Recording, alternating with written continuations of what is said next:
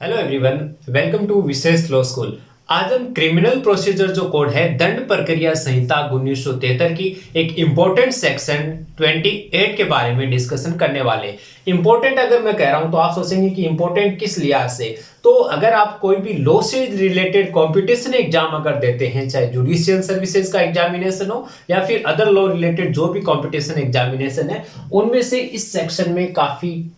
बार question पूछा जा चुका है और हम इसको बहुत ही इजी मानकर या जो स्टार्टिंग सेक्शन मानकर इसको काफी बार स्टूडेंट स्किप कर देता है। लेकिन आप देखेंगे कि ये जो सेक्शन 28 है ये इंपॉर्टेंट है। आप इससे रिलेटेड क्वेश्चन भी काफी देख सकते हैं, जो भी प्रीवियस ईयर क्वेश्चन पेपर हैं उनमें या कोई भी अनसॉल्व अगर आप पेपर सॉल्व करेंगे उनमें भी आपको ये क्वेश्चंस मिल जाएंगे। अब इसका जो टाइटल है कि सेक्शन 28 में आखिर दे क्या रखा है, तो दंडादेश, जो भी दंड दिए जाते हैं, दंड आपको पता है कि न्यायालयों द्वारा दिए जाते हैं, तो इसमें दे रखा है जो दंड उच्च न्यायालय और सेशन न्यायाधीश जो दे सकते हैं। सेशन न्यायाधीश जो करते हैं मतलब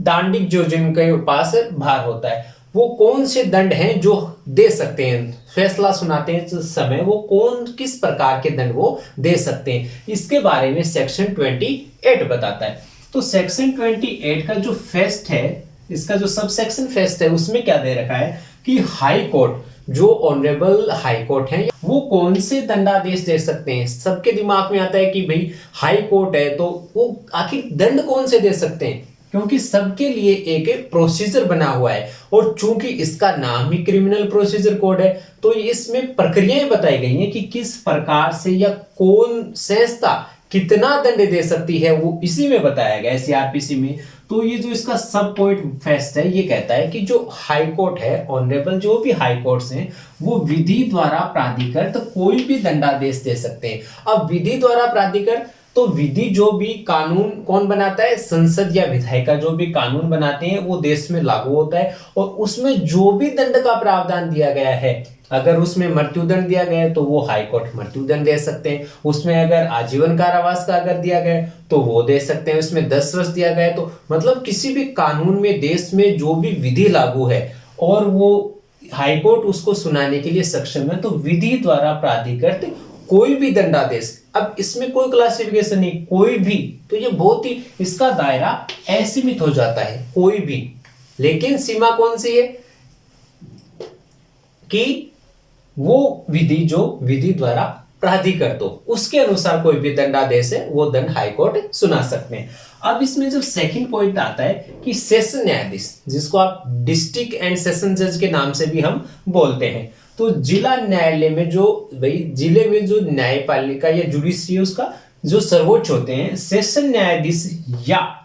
अपर सेशन न्यायाधीश, जिनको अब इनमें आप कंफ्यूज हो जाएंगे, इनमें कि एडीजे बोलते हैं लेकिन इनमें एडिशनल सेशन जज और असिस्टेंट सेशन जज, तो अपर सेशन न्यायाधीश और सहायक सेशन न्यायाधीश दो तरह के पद होते हैं। तो जो सेशन न्यायाधीश है या अपर सेशन न्यायाधीश है वो किस प्रकार के दंड दे सकते हैं, तो इसमें कहा गया है सेक्शन 28(2) में कि विधि द्वारा प्राधिकृत कोई भी दंडादेश, विधि द्वारा प्राधिकृत कोई भी दंडादेश वो दे सकते हैं। मतलब ये जो हाईकोर्ट के लिए प्राधिकृत डिस्क्राइब किया गया वही इनके लिए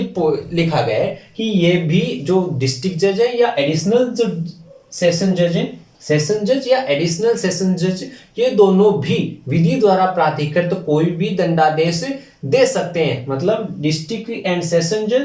जज और जो एडिशनल सेशन जज हैं वो भी विधि द्वारा प्राधिकृत कोई भी दंडादेश दे सकते हैं। सीमाएं नहीं है इनके लिए कि इतने वर्ष तक या इतना जुर्माना ही लगा पाएंगे, लेकिन इसमें एक शर्त ये लगा दी कि ये जब मृत्युदंड देंगे तो उस मृत्युदंड की हाई कोर्ट द्वारा, जो उस राज्य का माननीय उच्च न्यायालय है, हाई कोर्ट है, उनसे इस मृत्युदंडादेश की पुष्टि होगी। क्योंकि आप जानते हैं कि मृत्यु किसी के जीवन की जब बात आती है तो वो फैसला कोई छोटा नहीं होता। तो जो डिस्ट्रिक्ट एंड सेशन जज या फिर डिस्ट्रिक्ट लेवल पे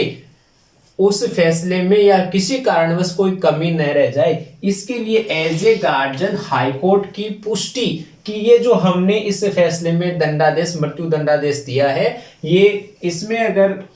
हाई कोर्ट को ये लग जाए कि नहीं ये मृत्यु दंडादेश देने लायक फैसला नहीं है या फिर गलत दिया गया है या फिर जो भी इसमें कारण रहे होंगे कोई त्रुटि, क्योंकि हाई कोर्ट अपर है और इनको उस फैसले की समीक्षा का वैधानिक अधिकार भी सीआरपीसी देती है। तो मृत्यु दंडादेश जो है वो अगर सेशन जज या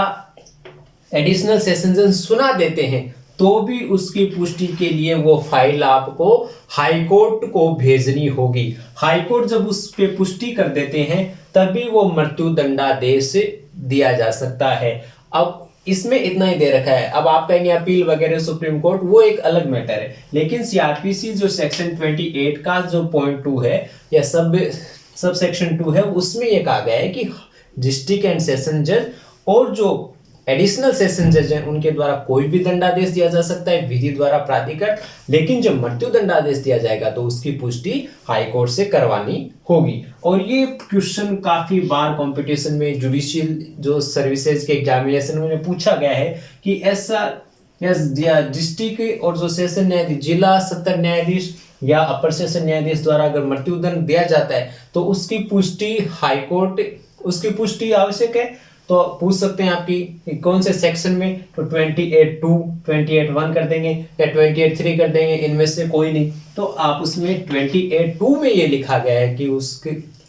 मृत्यु दंडादेश के फैसले की पुष्टि हाई कोर्ट से लेनी आवश्यक है। तो ये क्वेश्चन काफी बार पूछा जा